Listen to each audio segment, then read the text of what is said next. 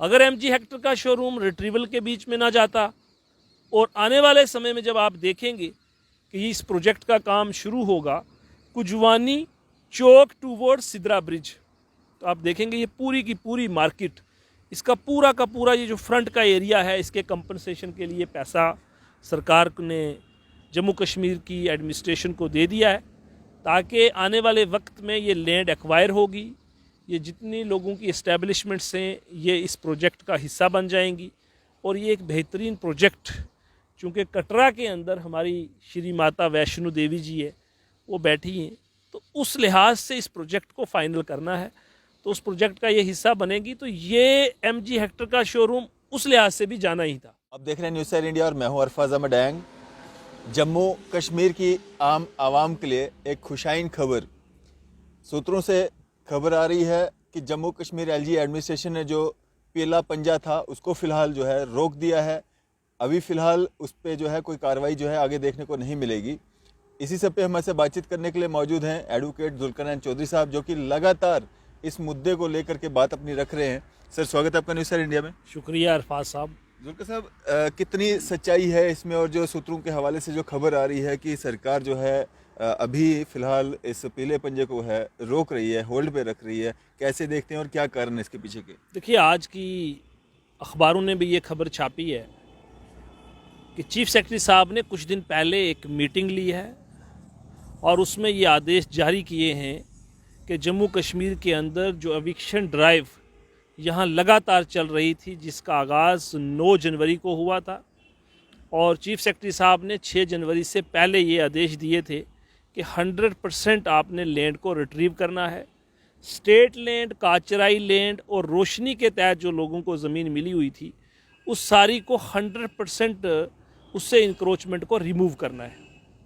आपने देखा कि लगातार ये एंटी इंक्रोचमेंट ड्राइव पूरे जम्मू कश्मीर के अंदर चली और ख़ास तौर के ऊपर डिस्ट्रिक्ट जम्मू और डिस्ट्रिक्ट श्रीनगर के अंदर ये एंटी इंक्रोचमेंट बड़े ज़ोर शोर के साथ चलती रही। हमने भी बात की, बाकी तमाम लोगों ने भी इस इशू के ऊपर बात की और सरकार से लगातार ये कहा कि आप अपनी इस एंटी इंक्रोचमेंट ड्राइव को बंद रखें, ये आपको नहीं चलानी चाहिए। कानून के प्रावधान भी हमने बताए और आपने देखा कि आज हमारे चीफ सेक्रेटरी साहब डॉक्टर अरुण कुमार मेहता साहब ने ये कहा है कि जो हमारा ये प्रोसेस एविक्शन ड्राइव का था इसको हमने होल्ड किया है।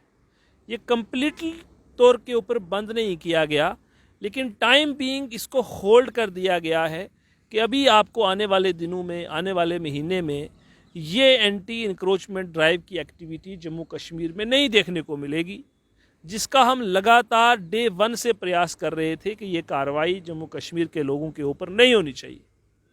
उसके क्या वजह हैं वो भी हमने बताई कि क्यों नहीं होनी चाहिए। अल्टीमेटली सरकार ने मेरे ख्याल से, और जो इस वक्त का हमारे पास डेटा मौजूद है, 3.89 लाख, लगभग 4 लाख कनाल ज़मीन सरकार ने पिछले 1 महीने में लोगों के कब्ज़े से इकट्ठी कर ली है, लोगों से ले ली है। सरकार ये कह रही है कि इस ज़मीन को हम हॉस्पिटल, कॉलेजेस, स्कूल, बाकी तमाम जो पब्लिक पर्पज़ के लिए यहाँ बिल्डिंग्स या इस्टेब्लिशमेंट की ज़रूरत पड़ेगी उसके लिए इस्तेमाल किया जाएगा। ये भी सरकार ने कहा है कि इस ज़मीन की अगर जम्मू कश्मीर के अंदर किसी डिपार्टमेंट को कहीं पर इन इस्टेब्लिशमेंट्स के लिए इस ज़मीन की नेसेसिटी है तो वो हमें अप्रोच करें, हम उनको प्रॉपर अलाट करेंगे। जियो रीफ्रेंसिंग की बात की गई है, यानी कि उसके मुताबिक इसकी प्रॉपर डिमार्केशन की जाएगी और इसको डिमार्केट करके इस ज़मीन को सरकार अपने लिहाज से प्रोटेक्ट करेगी। जो अभी तक ये जो 4 लाख कनाल ज़मीन इकट्ठी हो चुकी है और इसका इस्तेमाल आने वाले दिनों के अंदर लोगों के बेनिफिट के लिए सरकार करेगी। लेकिन हमने पहले दिन से ये कहा था कि आम जम्मू कश्मीर की जनता को, गरीब और कॉमन लोगों को परेशान होने की ज़रूरत नहीं थी, क्योंकि हमें मालूम था कि कानून इस बात की ये इजाज़त नहीं देता कि सरकार आम जम्मू कश्मीर की जनता के ख़िलाफ़ कोई कार्रवाई करे। अल्टीमेटली आपने देखा कि मोटे लोग जो हैं, जिनके पास बड़ी बड़ी ज़मीन थी, उन्हीं से सरकार ने इस ज़मीन को रिट्रीव किया और ख़ास तौर के ऊपर जिन लोगों की लड़ाई हम लोग लड़ रहे थे, यानी कि पोर और कॉमन के लिए, उसके लिए होम मिनिस्टर साहब से लेकर एलजी साहब से लेकर ये खबर आई कि इनके खिलाफ़ कोई कार्रवाई नहीं होगी, लेकिन उसके बावजूद कहीं ना कहीं वायलेशन भी हुई, लोगों को नोटिस थमा दिए गए। उस पर आपने आहो पकार लोगों की देखी, वो चाहे नई बस्ती जम्मू की बात हो या कश्मीर के कुछ हिस्से हों। उसके अलावा जम्मू की सबसे बड़ी इंक्रोचमेंट जो जम्मू कश्मीर की सरकार ने ज़मीन तो बहुत जगह से इकट्ठी की, लेकिन जो ये हमारा नेशनल हाईवे है मलक मार्केट जम्मू जिसको हम कहते हैं, यहाँ पर जो MG हेक्टर का शोरूम था उसको भी डिमोलिश किया गया।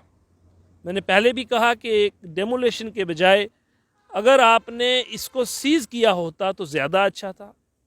लेकिन मैं आपकी वसादत से जम्मू कश्मीर की जनता को ये भी बताना चाहूँगा कि ये जो हमारा पूरा एरिया है जिसको हम कुजवानी चौक टूवर्ड्स सिद्रा ब्रिज, ये पूरी जो लैंड है इसका जो फ्रंट का पोर्शन है ये कितनी है इसके बारे में तो नहीं कह पाऊँगा, लेकिन इसके लिए हमारे नितिन गडकरी जी ने पहले ही करोड़्स ऑफ रुपीज़ का फंड जो है वो जम्मू कश्मीर की सरकार को अलाट कर दिया गया है, सेंक्शनड है। चूँकि ये जो रोड का एरिया है यहाँ पर बन रहा है दिल्ली कटरा एक्सप्रेस हाईवे। इस एक्सप्रेस हाईवे को इसी रूट से अभी तक का आना है, जो अभी तक का प्रपोज़ल है, जो अभी तक का इनका साइट प्लान है, जिसके मुताबिक ये रोड की वाइंडिंग होनी है और ये इस प्रोजेक्ट के अंदर आ जाएगा। अगर MG हेक्टर का शोरूम रिट्रीवल के बीच में ना जाता और आने वाले समय में जब आप देखेंगे कि इस प्रोजेक्ट का काम शुरू होगा कुजवानी चौक टूवर्ड्स सिद्रा ब्रिज, तो आप देखेंगे ये पूरी की पूरी मार्केट, इसका पूरा का पूरा ये जो फ्रंट का एरिया है इसके कंपनसेशन के लिए पैसा सरकार ने जम्मू कश्मीर की एडमिनिस्ट्रेशन को दे दिया है, ताकि आने वाले वक्त में ये लैंड एक्वायर होगी, ये जितनी लोगों की इस्टेब्लिशमेंट्स हैं ये इस प्रोजेक्ट का हिस्सा बन जाएंगी और ये एक बेहतरीन प्रोजेक्ट, चूँकि कटरा के अंदर हमारी श्री माता वैष्णो देवी जी है वो बैठी हैं, तो उस लिहाज से इस प्रोजेक्ट को फाइनल करना है, तो उस प्रोजेक्ट का ये हिस्सा बनेगी। तो ये MG हेक्टर का शोरूम उस लिहाज से भी जाना ही था, जो मैं कहना चाहता हूँ, जो बताना चाहता हूँ। तो अल्टीमेटली सरकार का ये जो फैसला है इसको हम अप्रिशिएट करते हैं, वेलकम करते हैं कि जम्मू कश्मीर के आम जनता के ख़िलाफ़ कोई कार्रवाई आने वाले दिनों में आपको नहीं देखने को मिलेगी। और इसका मतलब ये भी नहीं है कि कार्रवाई होगी ही नहीं, सरकार ने ये भी कहा है कि कार्रवाई आने वाले वक्त में हम शुरू करेंगे, लेकिन पहले हमने जो 4 लाख कनाल ज़मीन इकट्ठी कर ली है इसको हम प्रॉपर डिमार्केट करेंगे, प्रोटेक्ट करेंगे और देखेंगे कि इसको हमने किस तरह से इस्तेमाल करना है, फिर हम आगे बढ़ेंगे। जी, तो अगर हम बात करें जो बड़े बड़े इंक्रोचर्स हैं, प्रॉपर्टी डीलर्स हैं, ब्यूरोक्रेट्स हैं या पॉलिटिशियंस हैं जिनसे अभी लोगों ने नज़रें टिकाए रखी थी कि इतने बड़े बड़े एंटी इंक्रोचमेंट ड्राइव जो हैं वो देखने को मिली, तो उन लोगों के खिलाफ भी जो है इस तरह की इंक्रोचमेंट ड्राइव जो हैं वो देखने को मिलेंगी, तो क्या वो आने वाले समय में उस तरह का कुछ देखने को मिलेगा? बिल्कुल मिल सकता है। सरकार ने अभी तक इसको मैंने कहा क्लोज नहीं किया, होल्ड किया इस प्रोसेस को। आने वाले वक्त में ये कार्रवाई इसी तरह चलती रहेगी, लेकिन सरकार का जो आश्वासन है, जिस आश्वासन के लिए हम रिव्यू पिटीशन की बात करते थे, जिसके मैंने बार बार कहा है कि उसके पैरा 7 में सरकार ने लिखा हुआ है कि हम पॉलिसी लेकर आएंगे।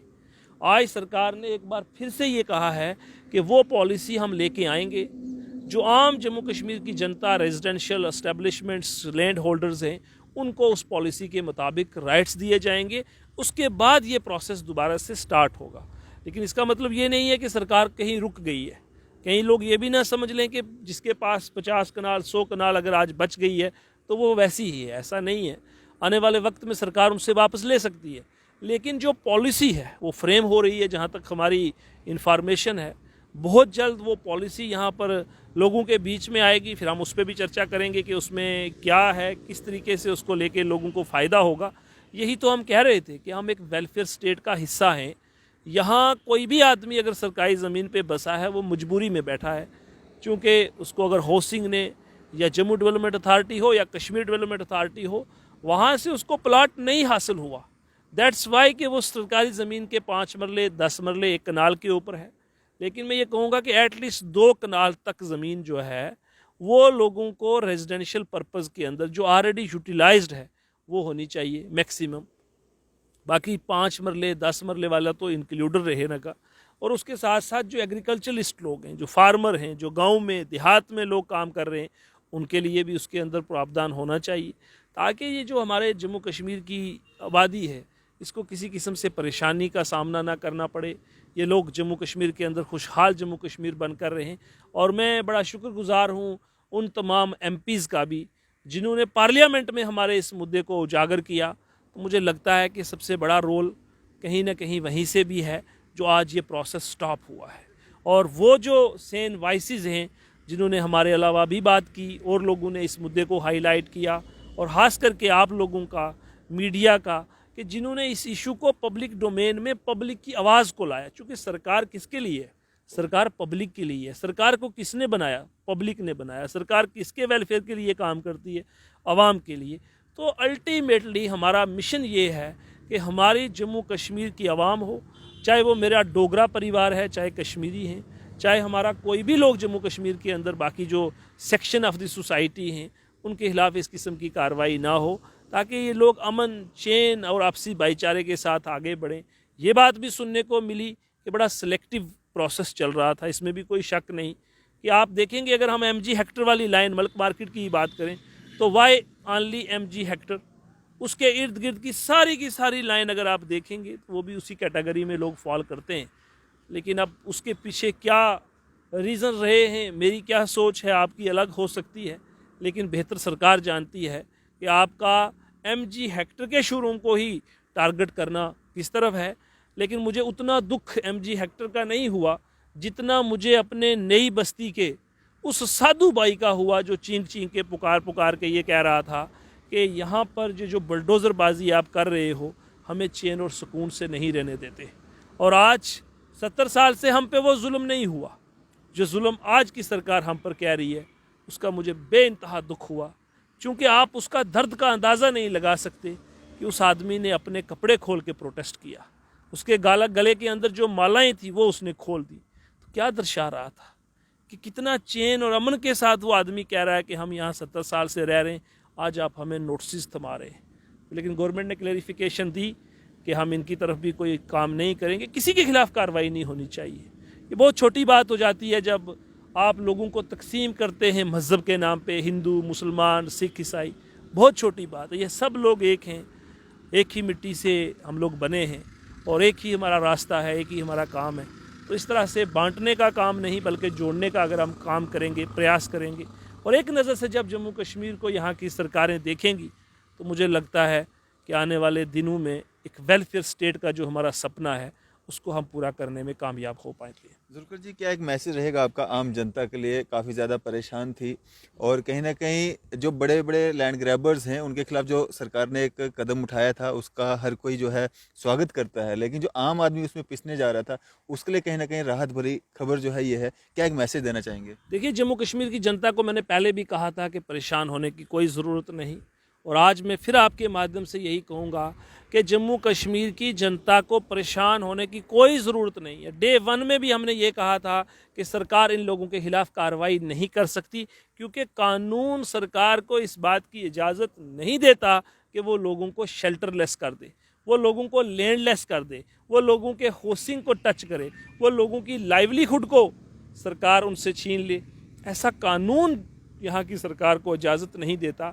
चूँकि हम एक डेमोक्रेटिक कंट्री का हिस्सा हैं जहाँ आईन हिंद काम करता है, जहाँ कॉन्स्टिट्यूशन काम करता है, वो इजाज़त ही नहीं देता कि आप किसी का घर तोड़ दो।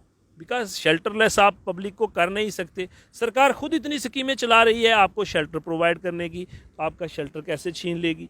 और हिंदुस्तान एक वेलफेयर स्टेट की तरफ है, वेलफेयर स्टेट की बात करते हैं जहाँ रूल ऑफ लॉ काम करता है, वहाँ आप लोगों पे अत्याचार नहीं कर सकते थे। इसीलिए हमने कहा था कि ड्यू प्रोसीजर ऑफ लॉ को फॉलो करें। आपने देखा सरकार ने उस बात को कंसिडर किया, जहाँ जहाँ कार्रवाई हुई वहाँ लोगों को पहले नोटिस थमा दिए गए। आप देखिए उन नोटिस का एक्शन और उसका रिएक्शन, जो पब्लिक ने रिएक्शन उसका दिया, सरकार ने उनको रिकन्सिडर किया, सरकार ने उसको एग्जामिन किया और उसके बाद वहाँ कहा गया कि यहाँ कार्रवाई नहीं होगी। पर्टिकुलर लोगों के ऊपर कार्रवाई हुई, और जिसको अगर हम ये कहेंगे कि ये कार्रवाई भी नहीं होनी चाहिए थी, ये भी हमारे अपने लोग हैं। लेकिन अगर किसी ने मिसयूज़ किया है अपनी पोजीशन का, अपनी अथॉरिटी का मिसयूज़ करके किसी ने बहुत बड़ी ज़मीन ली है, तो उससे आप ज़मीन वापस ले लें। लेकिन मेरा मकसद ये था डे वन से कि डिमोलिशन नहीं होनी चाहिए। डिमोलिशन के ज़ाती तौर पे मैं ख़िलाफ़ हूँ, चाहे वो अमीर की है, चाहे वो गरीब की है, चाहे वो रेजिडेंशियल है या फिर कमर्शियल है। डेमोलेशन हिंदुस्तान का कोई कंसेप्ट ही नहीं होना चाहिए। अगर किसी आदमी ने कुछ भी बनाया है वो पब्लिक की मशीनरी के होते हुए बनाया, तो आप आज रोक सकते हैं।